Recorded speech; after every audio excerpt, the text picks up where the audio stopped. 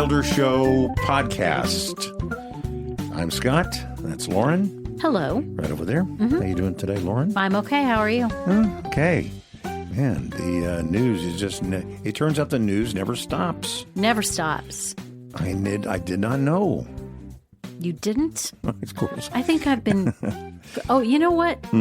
I can't get off on a tangent so soon, but I know who you were imitating, and I just read something so interesting about him. It was Johnny Carson, right? It was. I did not know that. Instagram, find us on Instagram. You'll search Wilder Show Pod. You'll find us there. If you want to send us email, just email to podcast@wildershow.com. Podcast@wildershow.com. Wilder Show podcast drops Tuesdays and Fridays, 6 a.m. Central Time or before. Spotify, Apple Podcasts, iHeart, Amazon, YouTube. Also wherever you get your podcasts. So like, rate, follow, subscribe, and share. And we appreciate that. And we are on the TikTok, just Wilder Show or Wilder Show Podcast. You'll find it. And by the way, did you see that the president, there's an announcement coming out on Friday about the deal for TikTok being done? So, see, I thought that when the White House went on TikTok, I thought, you know what, it's probably going to be around. You think? And so I went ahead and I decided, let's go ahead with a TikTok and see how it goes. And can I just say, really small following, but whole bunch of, much bigger than I thought. I got to admit, there are a lot of people. Bigger following than you thought? That are. Uh-huh. I don't follow anybody. A lot more response to our little things that we've put out there. Really, really surprised. And it has generated little conversations. One thing I posted has some people arguing with each other. Really? Yeah, so like you put something out and then somebody says, oh, that was really this. And somebody says, oh, yeah, well, what about this? And they say, well, I can't believe that. And, well, do you think this? It must be that. It's just like... So it's not very different from other social media. It is sort of like that. It's but I was kind of surprised. Longer videos? Yeah. I don't know. I don't know what you can do on it. We did the baby AI stuff. And, and then I did one other thing over the weekend. And that's the one that has gotten the most interesting response. Oh, wow. Okay. So anyway, you were going to say something about Johnny Carson before we get going. Oh, yeah. It was just it was about him being an introverted extrovert. Introverted extrovert. He was an introvert, but for his job, he had to be extroverted. I hear you. And that was why so often people would want him to go out after the show and come out for dinner, come out and have a good time with us. And he was exhausted by the end of the show. Everything that he could possibly give to other people had been given during that period of time. And he couldn't possibly imagine any more socializing so I mean, he was not only a great interviewer, he was apparently a great actor if he was able to come off, as such an extrovert during that time. I'm sure it doesn't mean he wasn't interested in other people, but to be so effusive with it took so much of his energy that, by the end of the show, he was done. Not likening myself to the great Johnny Carson in any way, but we've talked about that before. Yeah. About being enjoying being out in big groups and that kind of stuff. Yeah. And how it's like, well, if it's part of the job, it's sort of a different thing. It feels different if you're doing that. But then after that's over, we used to kid around and say, if I'm not getting paid, I really don't want to talk. I only want to talk. I only want to talk if I get paid. So, okay, we have lots of serious stuff to dive into. Last week when we did this podcast, everything changed by the time it actually dropped on Friday. So much had changed. Right. So with that as a massive asterisk on this, because as we are sitting here, it's late Monday. Well, tomorrow is the arraignment of the Charlie Kirk shooter. Right. Alleged shooter, whatever.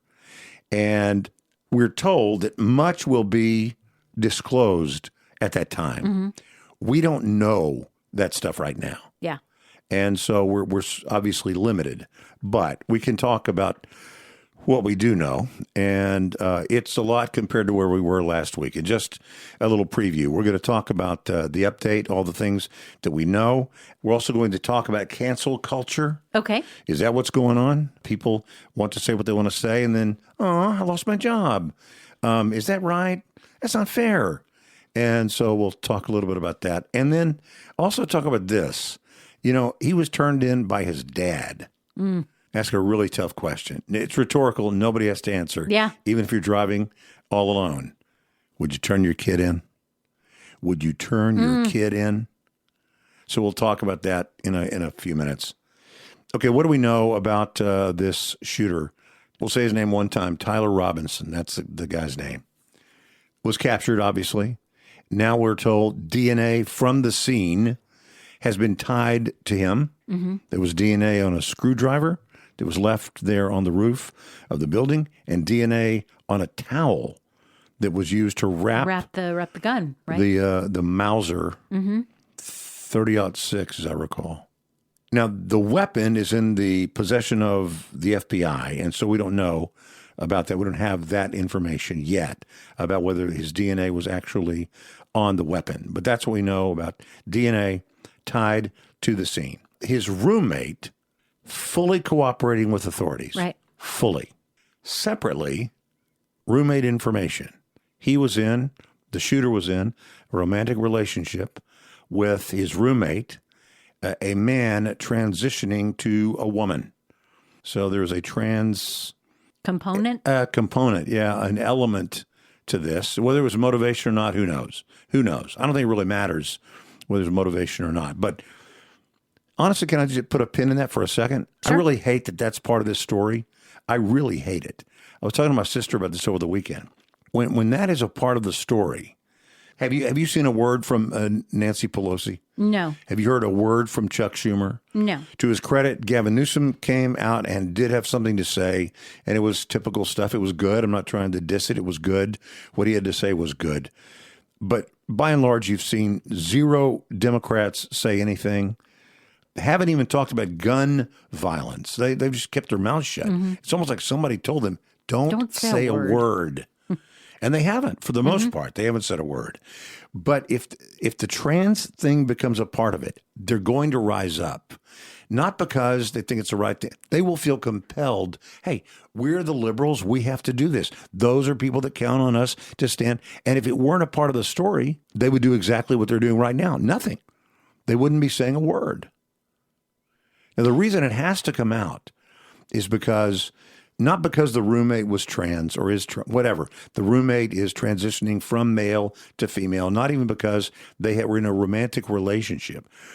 That could all be true.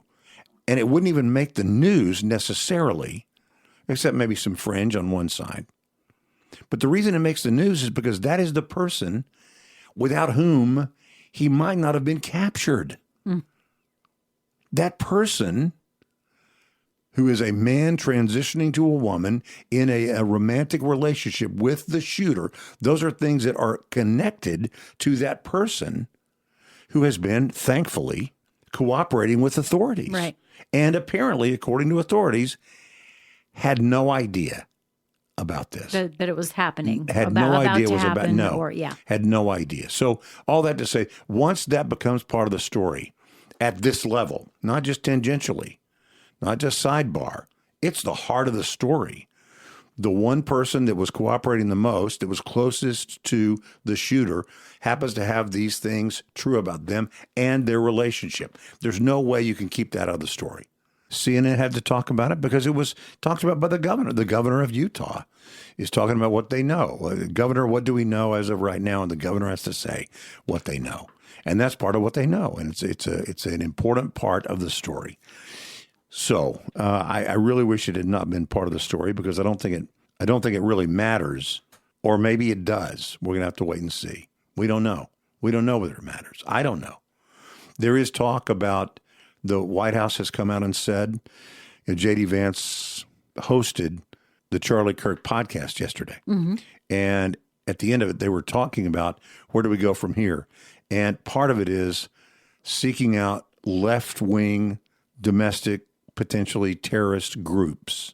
there are lots of people that are in those categories. I don't know. Somebody has this particular thing and some has this group. I don't know. What would be an example of that? Antifa, Antifa, Black Lives Matter, depending on whether that could be put in that same category. Any group that says we are bonded together and bound by these things that are true of us. We're better together. We're more powerful if we bond together and work. Look, the whole thing about LGBT, all those letters they have some things in common, but not as much as you would think. They're bonded together for a political purpose. The L and the G and the B, I'm not being glib, the L and the G and the B and the T and the Q and the plus and the AI and whatever else, they're very different, but they're bonded together for a political purpose. This happened a long time ago. We talked about this very early on in the radio version of the Scott Wilder Show. I mean, a long, long time ago, about the bringing together of those groups. I'm not saying it's a wrong thing to do. It's a right thing to do politically, to find groups that, we're not exactly the same, but together we can get more stuff done. So let's get some protection for our group. So this guy, the shooter, was part of a gaming group, and apparently Discord, that's a texting platform, I think, right? Yeah, it's chat. Yep. It's chat, a chat platform. So Discord, he's got a group of guys, a bunch of buddies, and right after the picture was released by the FBI, they released those grainy images of this lanky, college-age looking guy in dark clothes during the hunt for Charlie Kirk's killer. One of his virtual buddies noticed a similarity and tagged Robinson, the shooter, in a post with the FBI images, and he wrote WYA, which I didn't know means where you at? Where you at? Where you at? Alongside a skull emoji. Robinson shot back within a minute, insisting it was a lookalike trying to, quote, get me in trouble. It's like his doppelganger. Yep. Another buddy wrote, Tyler killed Charlie. They all thought they were joking. They were joking. Right? Yeah. One member of the 20-person group chat suggested turning Robinson in and collecting the $100,000 reward. Guess what Robinson wrote back? Only if I get a cut. Somebody else said, whatever you do, don't go to a McDonald's anytime soon. Talking about the Luigi Mangione thing. Right. Then Robinson agrees, and then he says, hey, I guess I should probably get rid of my manifesto and the exact copy rifle I have lying around. Can you believe that? No. So that was as of a couple of days ago, and now we have new information, and it is this. He appears to have confessed to friends on a Discord chat shortly before turning himself in. This may be part of what they're going to talk about tomorrow in the arraignment. This is from the Washington Post. He wrote, according to the Washington Post, to his buddies, hey guys, I have bad news for you all. It was me at UVU yesterday. I'm sorry for all of this. I'm surrendering through a sheriff friend in a few moments. Thanks for all the good times and laughs. So not what you would expect to hear from someone who just committed such a heinous crime. We have to know who were the friends. Who saw this? Who saw the first one? Who saw the second one? There was some talk about, was this known beforehand? According to some experts, they say 75% of people who do this, there is some sign, little things ahead of time. You mean red flag things? Yep. Or, okay. 75% of the time. They either are talking to someone or they mention part of it to this guy and part of it to this person. And if they just could have got together, maybe they would know. And they got to find out all these things. Like they want to be caught beforehand or they want to be stopped? Yeah. I think they're proud of what they're about to do. Look, they're mentally ill. Yeah. But they're not crazy and they're not insane.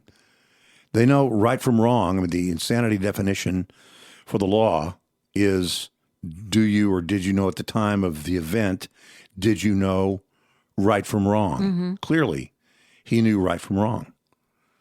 Still could be mentally ill. Sure.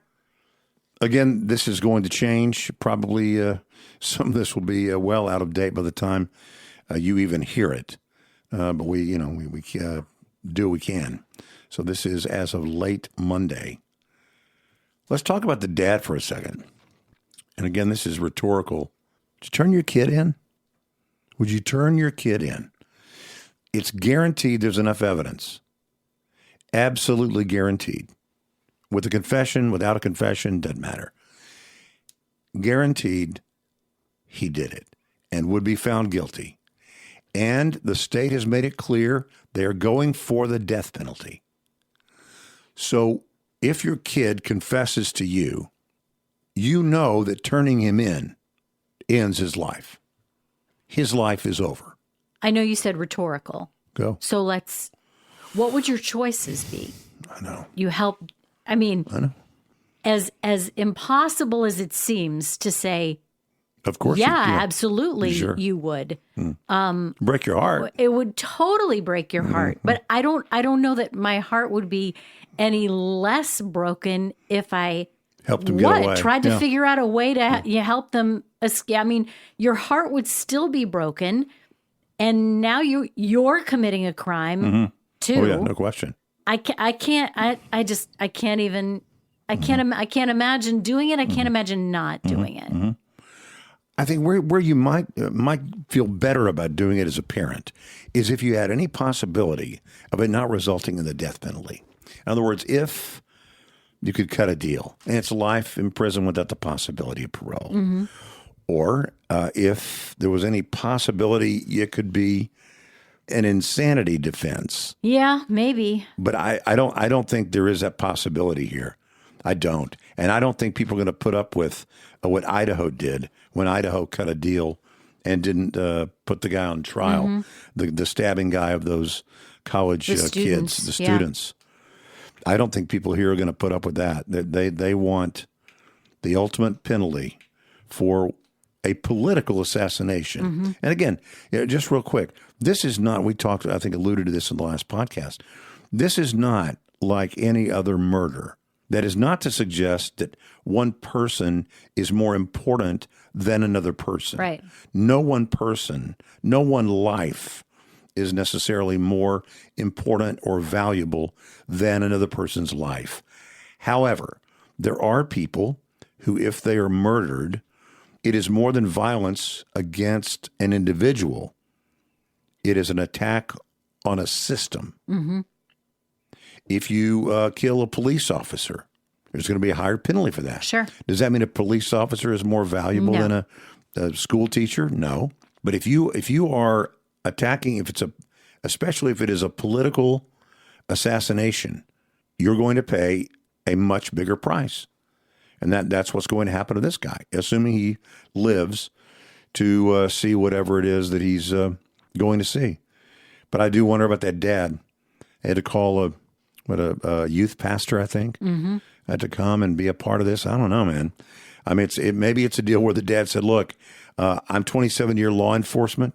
I've been in law enforcement for 27 years, but I am not going to turn my son in. I'm going to turn my son over to you, and you are going to turn my son in. That may be what happened. Yeah. It's a distinction without a difference. If I give you $1 and you give her $1, it's really no different from me giving her $1. It's the same thing. But technically it wasn't me. I didn't do it. You know, if you raised a kid valuing the difference between right and wrong, like with a really clear understanding, not only that you're teaching him the value of right and wrong, but that you yourself know the difference between right and wrong. And if that's a theme in your household for the entirety of this 22-year-old's life, how could it be a shock if you know that your parent is led by I don't want to just say a moral compass. I mean, clearly there, a standard, a belief in God, a belief in truth, a belief in a law more than just a law-abiding citizen, but someone who carried out the law I mean, That's what your dad does. Would you really expect something different? That's what your dad does. Yeah. He's law enforcement. He's a career law enforcement. I feel horrible for the dad, for the mom too. I can't don't know even what imagine. Her situation is, but it just is very, very sad for those parents. But justice must be done. Mm-hmm. As I said before, this is not going away. This is not going away. I don't think it's going to be a deal where, I know we have the funerals coming up this Sunday. Is it Sunday? Yeah. Sunday in Glendale, Arizona, at the State Farm Stadium. That's that stadium right there. Mm-hmm. Arizona Cardinals, right? Right. And I'm sure it's going to be packed, and the president's going to be there and all that kind of stuff. So that's coming, but it will not go away. Next Monday, it's not going to be over. The next Monday, it's not going to be over. The midterm election, it's not going to be over. I mean, this is not going anywhere. I saw earlier today that the request for chapters, the Turning Point USA, Turning Point USA, which was the organization Charlie Kirk founded when he was 18 years old. There are currently 3,500 college, university, and high school chapters, which is basically young Republicans, young conservatives, I should say. And there are 3,500 of those. They have had requests for 37,000. 37,000 requests. Man. To grow to colleges, to universities, to high schools. I mean, whoever thought they were going to kill this dream, you kill the messenger. You can't kill the message. Right. You can't kill the message. The message is going to live and grow. And one more thing about this before we get to the next point. I really believe that Charlie Kirk's legacy is not going to be primarily a political legacy. I don't think so. I think you're right. I think it's going to be a Christian legacy.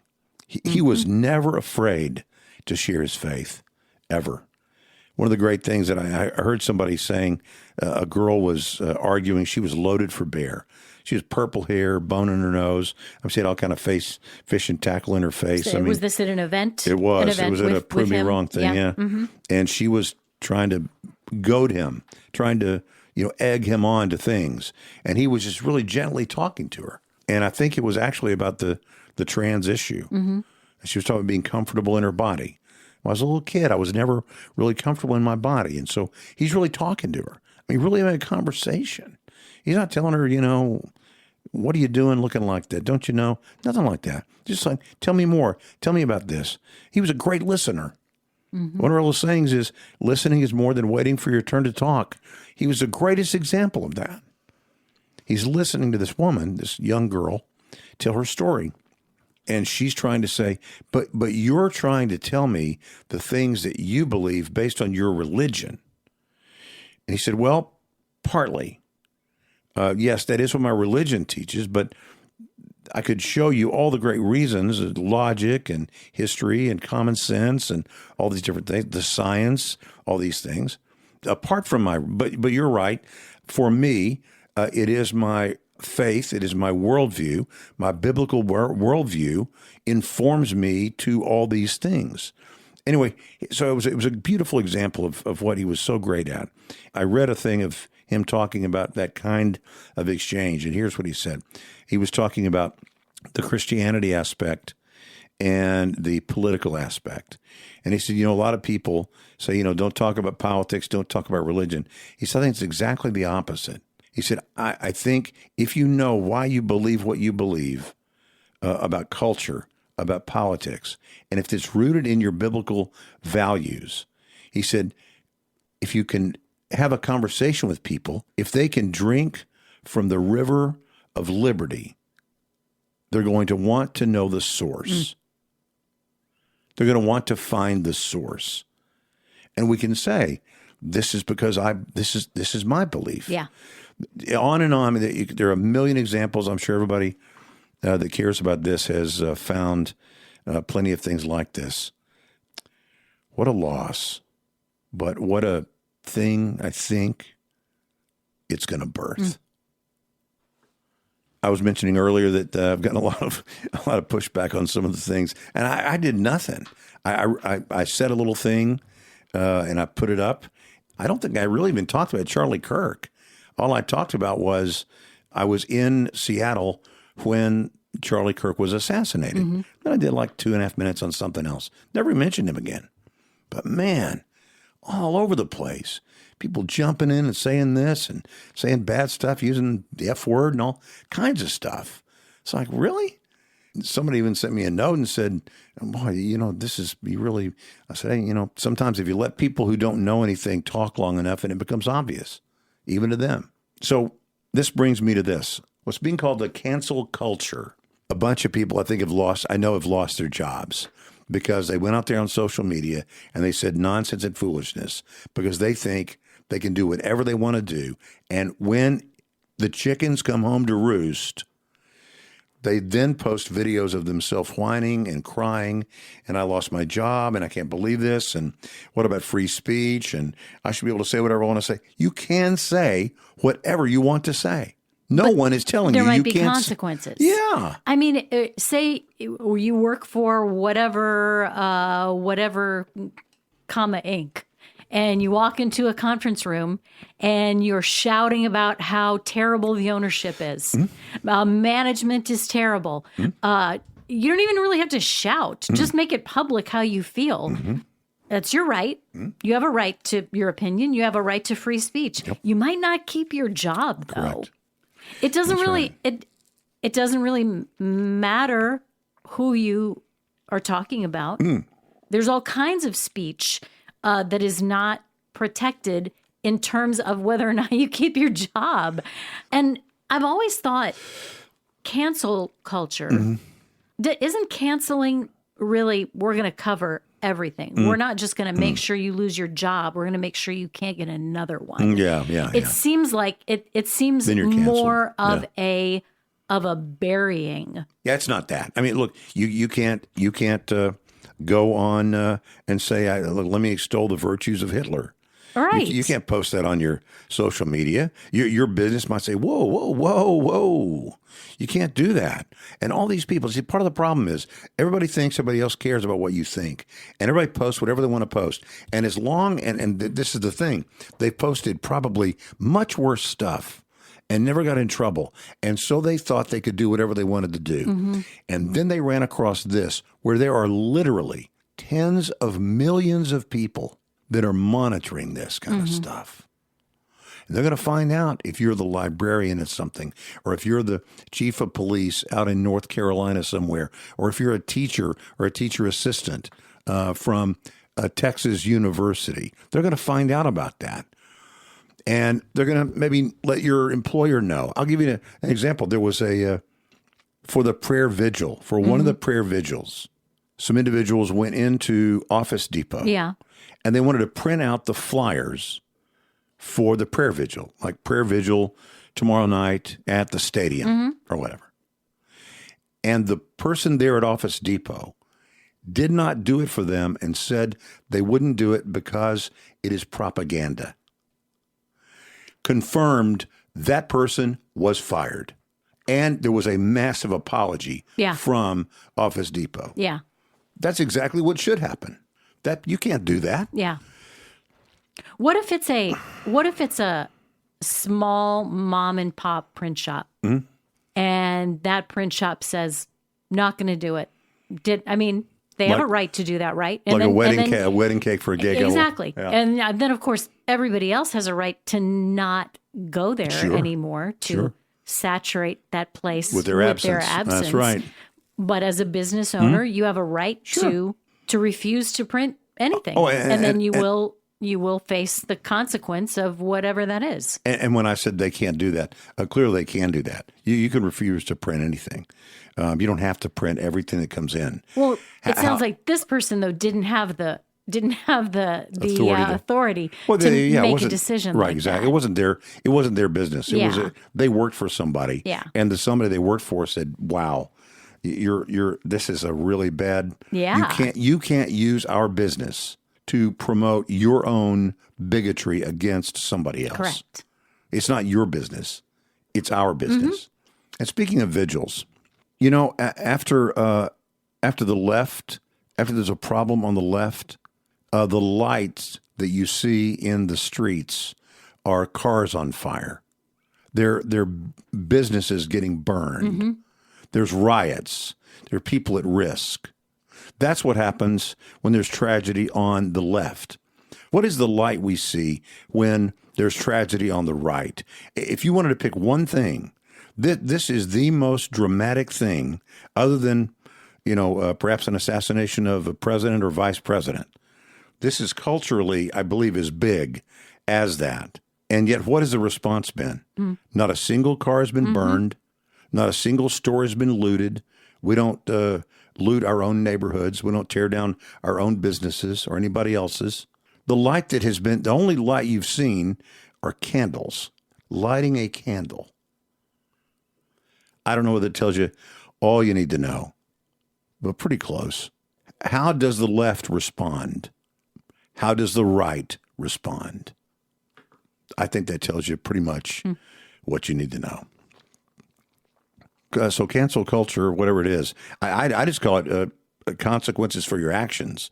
I don't call it, nobody's canceling anybody. You can do whatever you want to do. You can say the N word, you can say the F word, you can say the other F word, which is the more verboten these days, F word. You can say any of those words. There's nothing wrong with, it's wrong with it, but you're not forbidden from doing any of that. Print them on a poster. Scream it on a bullhorn. You can do any of this. Put them on social media. Have a website. Do whatever you want to do. Nobody's keeping you from doing any of those things. Everybody talks about the right to free speech, and nobody talks about the responsibility of free speech. It is a right, but it comes with a responsibility. Oh, it is time for Scattershoot. Let's go.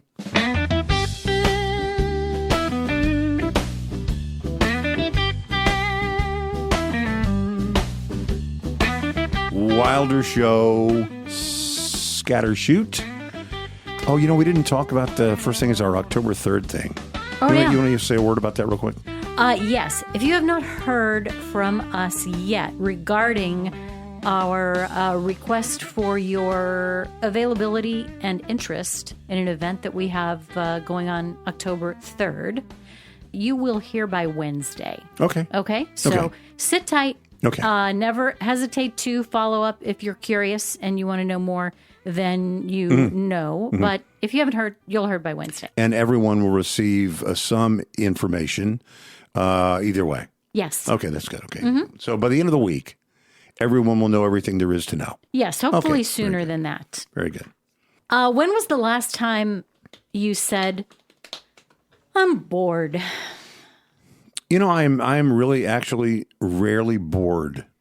Would you think that's a true statement? Of you? Yeah. Oh, yeah. I'm just not, maybe I'm simple, but no, I'm really, I don't think so. I'm really not ever bored. In my experience, I don't hear adults say it very often. Say that they're bored? I think of it as, maybe that's not true. I did have an adult tell me just yesterday that they were bored. Really? Yeah. And it was a little bit of a surprise. Yeah, that they were bored? Let me ask you, can I ask you a question? Uh-huh. Do you think that people who are adults who are bored, do they mean generally or something like, I'm not busy enough, there are things, I don't know what I want to do now, or is it like that? Because when I think of boredom, I think of like intellectual boredom. Like I'm always really curious. So I don't ever feel bored. Bored to me means like, I don't know what to do. I don't know what to read. There's nothing on. I'm not going anywhere. I think that's... I wanted to go get yogurt. I can't find anybody. I think that's... Is that what you mean? I think like that's that? what the problem was. Gotcha. Or I don't have anything, like in my...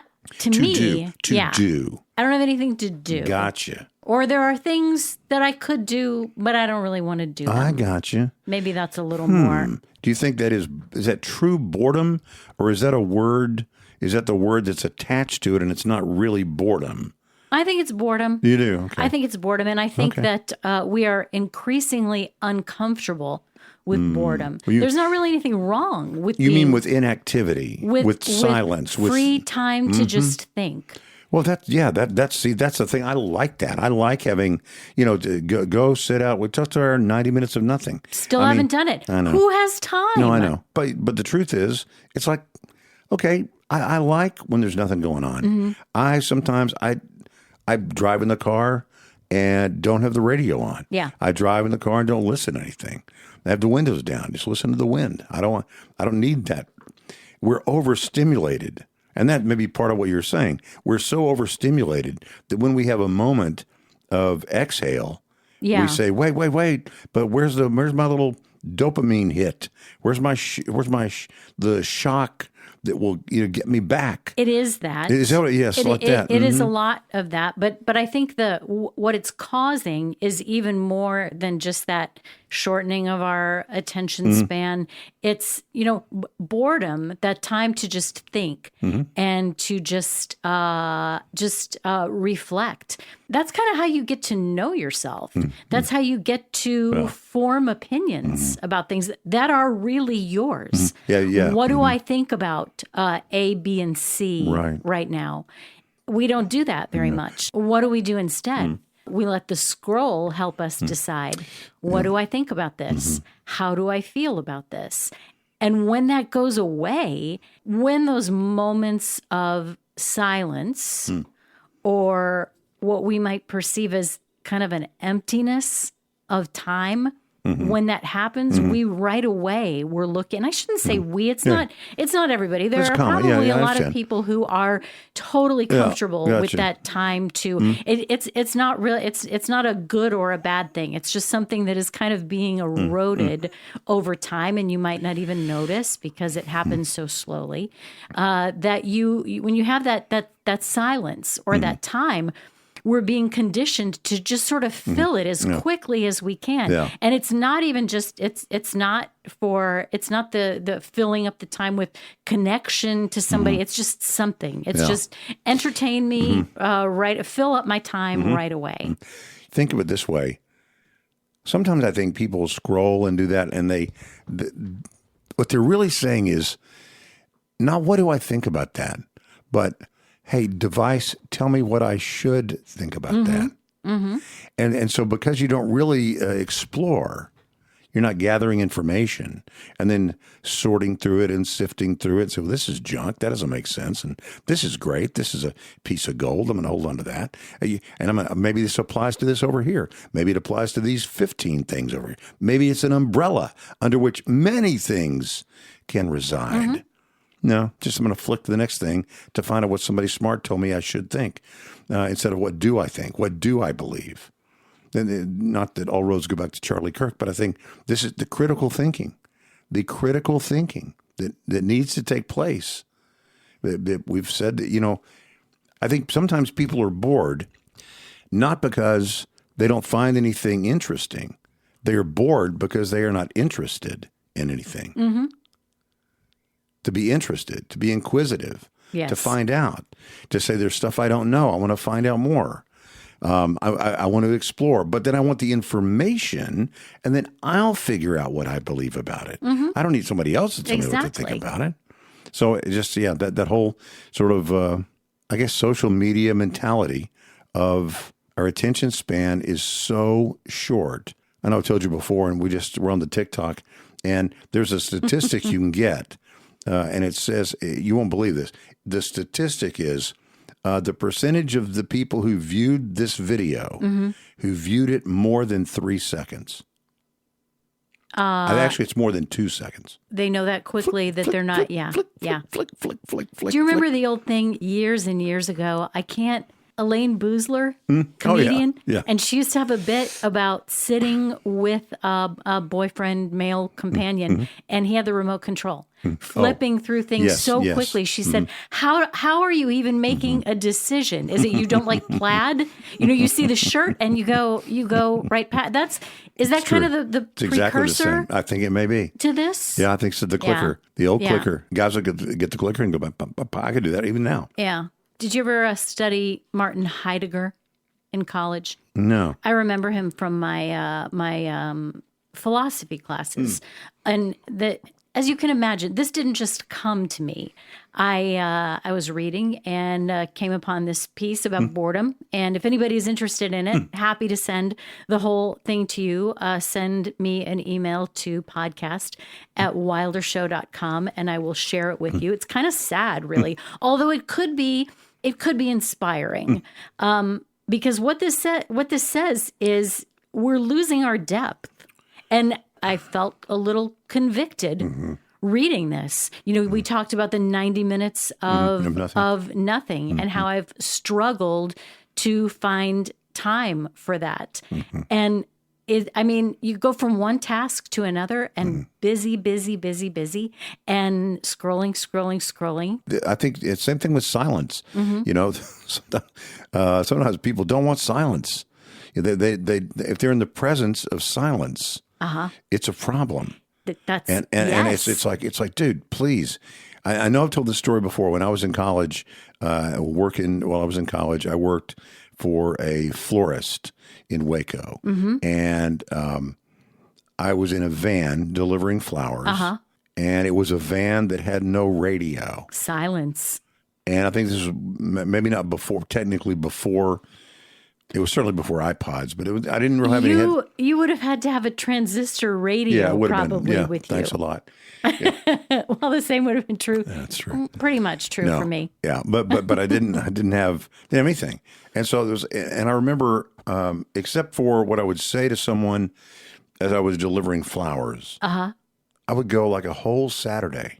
I mean, like 9 or 10 hours, and never even open my mouth. Never say a word. Just you and your thoughts. It was weird, but I think that's we've lost that. We have, and I think that what you said about being it's the old saying you're a mile wide and an inch deep. That's exactly right. You may be covering a huge footprint, but it doesn't matter because it's all I use the word pond bug. You're a pond bug. You're a pond bug right there on the top of the water. Those pond bugs that can stand on the water. I mean that's as deep as you go. Or you're there in the kid part of the swimming pool. Yep. Where even when you sit down, you pat your hands on the top of the water like the kids do. That's it. You need that deep. Time to go deep. You got to go deep. People don't want to look. I know it's more work. It's more maybe boring to go deep. I don't think it's boring at all. Here's the deal. If for people who are easily bored, I would just say this. Be careful because you might be easily, to other people, boring. Sure. If you want to be interesting, be interested. Being interested is the best way of being interesting. And I mean genuinely interested. The old listening is more than waiting for your turn to talk. Yeah. When you're talking to somebody, listen to them. Just shut up and don't even think about what you want to say next because it might change. They may say something that would make you change what it is that you would normally say. It's okay to be bored. If you're there's nothing wrong with being bored. Right. If you're never allowing yourself to be bored, you're never giving yourself the opportunity to really be who you are, not filled up with something external. It's okay to be bored. It's good to be bored. So long as you fill it up with something that makes you a better, deeper person, a more interesting person, a more interested person. And if you find yourself bored, explore. Yeah. Look and see what is there something that I don't know about that I can find out more about, or someone I can find out more about. It's like we mourned when our kids would say, "I'm bored," and you'd say, "Go outside." We sent our kids outside when they were bored to find something to do because we knew it was possible. Yeah, we knew that they didn't need to be entertained any more than we need to be entertained. Just getting to know yourself, looking around. That we're missing that. Next time the kids come in and say they're bored, I have nothing to do. Tell them to go mow the yard. You'll find out pretty quickly. They can find something to do. Give them a chore. You think you're a good driver? Safe driver? Follow the rules? Yes, I do. And let me just elaborate for a second. I don't like driving fast. And I don't drive slow. Yeah. But I don't drive fast. I don't really break the speed limit. I just leave earlier. That's good. I just don't like it. I don't like the feeling of being rushed. I put on the turn indicator where I should. Always come to a full stop at stop signs. I do. Never that. roll a stop. I don't. Never run a yellow light. I thought the yellow lights were saying, "Come on." Well, actually, that's not what they're saying. No, but I mean yellow lights. It depends. Be cautious. I didn't mean is like what it means. I kind of meant like, do you speed up when you see that yellow light to make sure you get through it? Okay, then you're probably fine.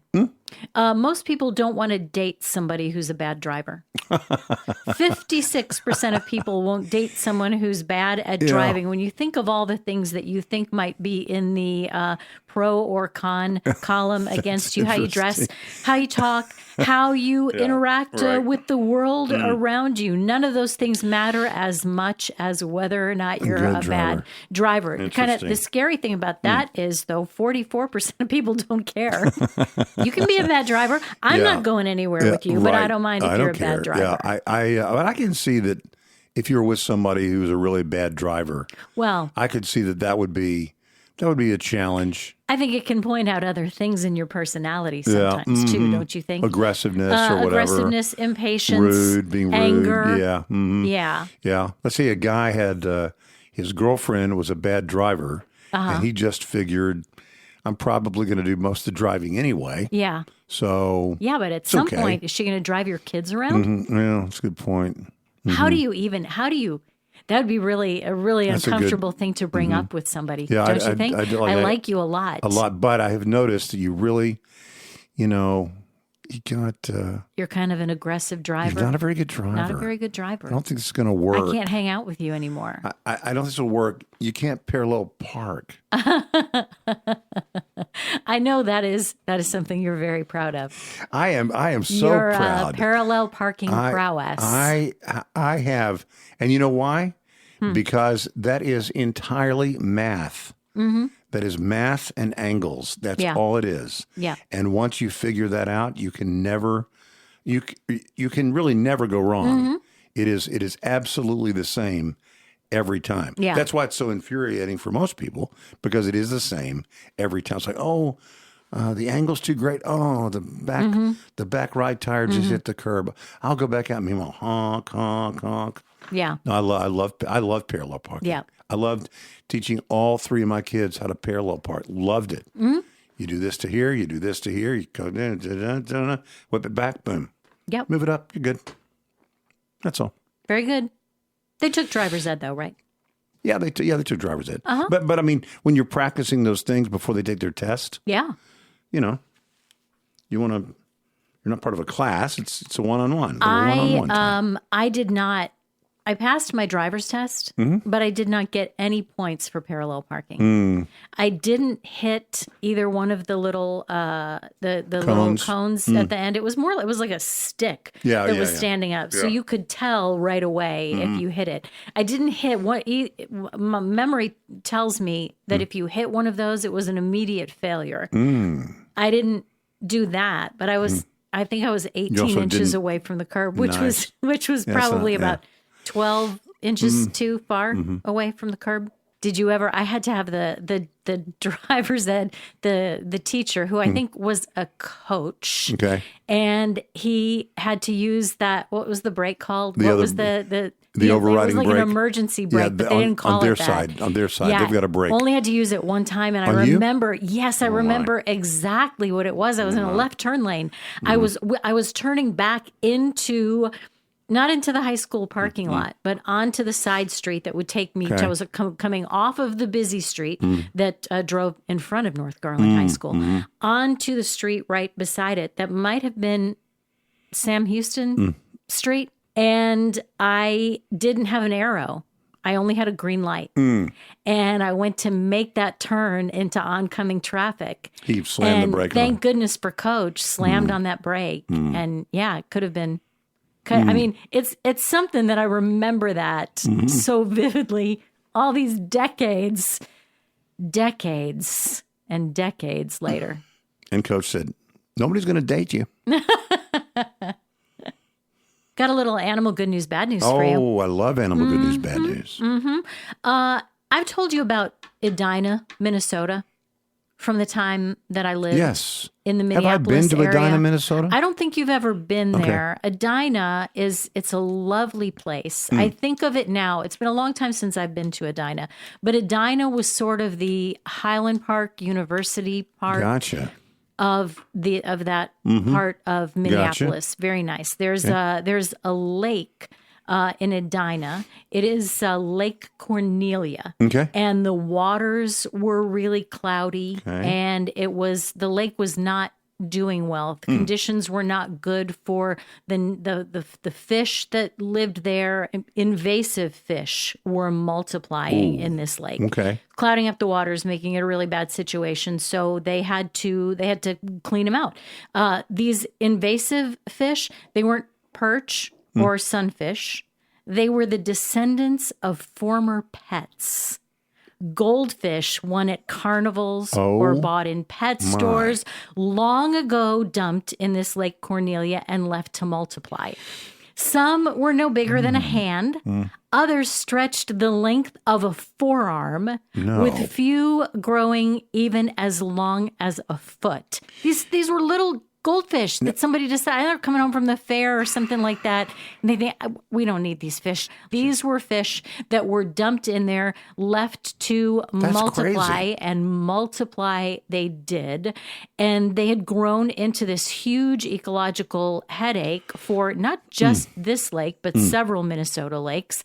Bottom feeders, like their carp cousins, these goldfish would churn up the sediment and they'd release phosphorus, and then they'd fuel algae blooms that clouded the water and crowded out the native species, the fish that were supposed to be there. So how are they going to fix it? So they decided, years ago, they decided they had to do something about this. So they started netting up all of these fish. Really? And then they would take them and they would dump them on farmland or bury them. To be like fertilizer. Yes, exactly like that. But then somebody came up with a better idea. We'll take these fish to the zoo. Okay. And offer them up as what? As food. Food. At food for the penguins or whatnot. Food for they offered them to the tigers and leopards, but the tigers and leopards didn't want them. Okay. The black bears are vegetarian, so no thank you.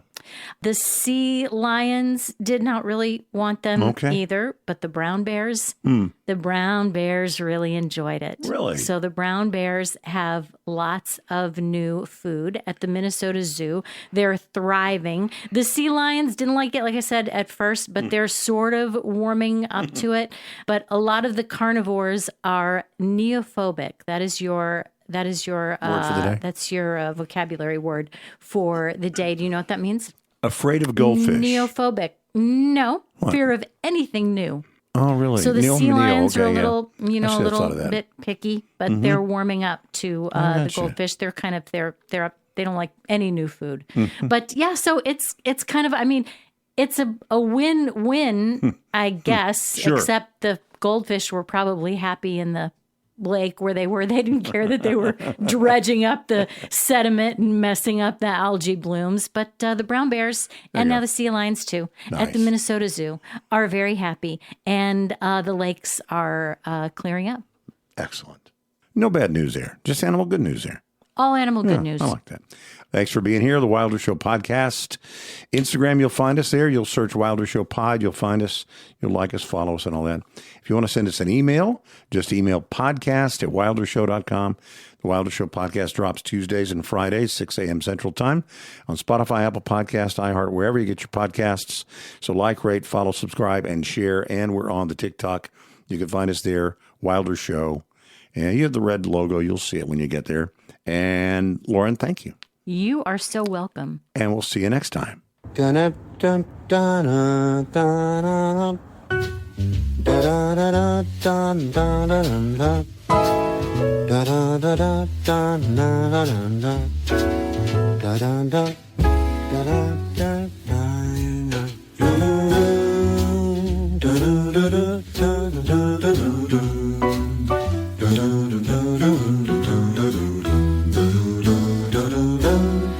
do do do